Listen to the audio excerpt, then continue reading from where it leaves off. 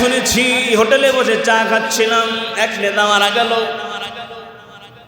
মাইকের মধ্যে মুয়াজ্জিন এলান দিয়ে দিল, একটি শোক সংবাদ, অমুক পাড়ার অমুক নেতা মারা গেছে।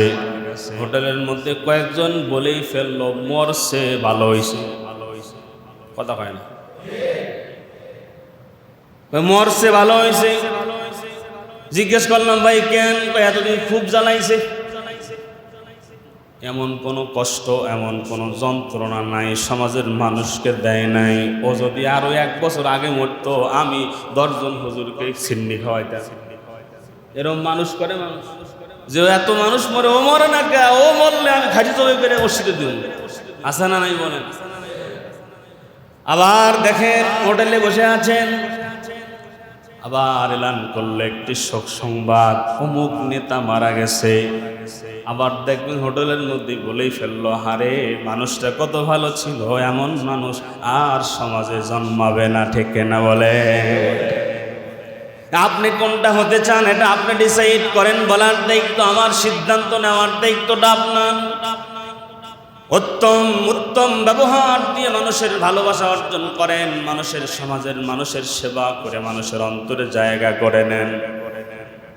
আপনি মারা যাবেন কিন্তু মানুষের ভালোবাসা কমবে না।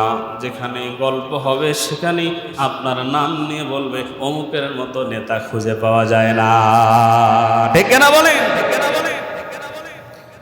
দুনিয়ার মুসলমান ইমানদার আল্লাহর গোলামেরা তো ইবলিস নেতা, তার মধ্যে অহংকার চলে আসছে, যার কারণে সে আদমকে সেজদা করে নাই। দুনিয়ার মুসলমান ইমানদার আল্লাহর গোলাম সেজদা যখন করলেন, আল্লাহ পাক রব্বুল আলামিন তাকে বিতাড়িত করে দিলেন, ফেরেশতাদের থেকে তার নাম কেটে দিলেন, সে অভিশপ্ত হয়ে গেল। আল্লাহ পাক রব্বুল আলামিন এবার যখন তাকে বিতাড়িত করলেন, অভিশপ্ত করলেন, তখন সে আল্লাহকে ডাক দিতে বলেন, আল্লাহ আপনার কাছে আমার আবেদন আছে। কি আবেদন? বলে আমার হায়াত দেন, দুনিয়া যতদিন থাকবে আমার হায়াত ততদিন থাকবে। আজকে যেই আদমের কারণে আমি বিতাড়িত হলাম, আপনার থেকে অভিশপ্ত হলাম, আমি ধোঁকা দিয়ে বোকা বানাই ওদেরকেও আমি আমার সঙ্গে জাহান্নামে নিব। আল্লাহ পাক রব্বুল আলামিন বললেন, ঠিক আছে তোমাকে হায়াত দিলাম,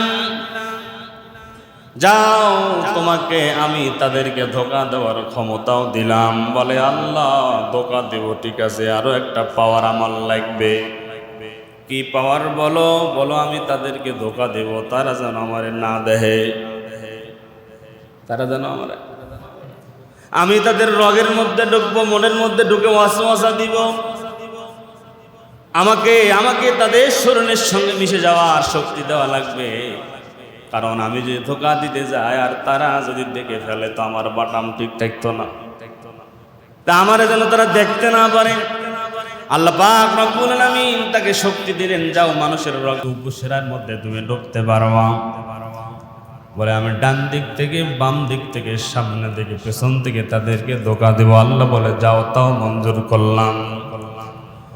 দুনিয়ার মুসলমান ইমানদার আল্লাহ পাক ডাক দিয়ে বলেন, এই ইবলিস ভালো করে শোনো, তুমি ডান দিক দিয়া, বাম দিক দিয়া, সামনে দিয়া, পেছনে দিয়া আমার বান্দাদেরকে ধোঁকা দিবা।